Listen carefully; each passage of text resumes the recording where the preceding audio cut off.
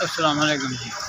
मैं मजबूर आदमी हाँ, कारोबार मेरा कोई नहीं, नौकरी करना छुट गई है। दिल का मरीज़ हाँ, मैं दिल का मरीज़ हाँ। बेगम मेरी भी दिल की मरीज़ है। कम पहले करना हूँ कम होंगे ही नहीं, नाले जवाब देता तू घर यार। बेटे मेरे कोई नहीं गा, बेटियाँ मेरी दो गई, इसमें ब्याह बैठा हूँ मैं।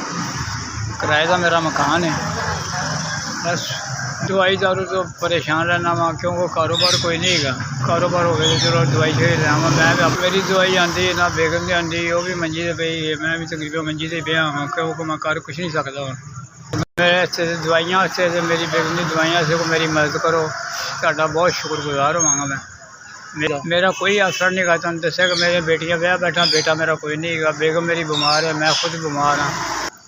मेरे से भला करो, अल्लाह तुहानू तंदुरुस्ती देवे, अल्लाह तुहानू जिंदगी तो लम्मी करे। परवरदिगार तुहाडे से बहुत देवे, तुहानू इन्ना कि देवे तुहानू थोड़ी ना होवे कोई चीज़।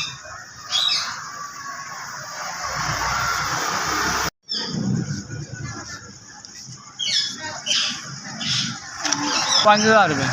वालेकुम अल्लाह जिंदगी तुसीं मेरी मदद की है। अल्लाह तुहानू बहुत ज़्यादा देवे, इन्ना कि देवे तुहानू थोड़ी ना होवे किसी चीज़ की।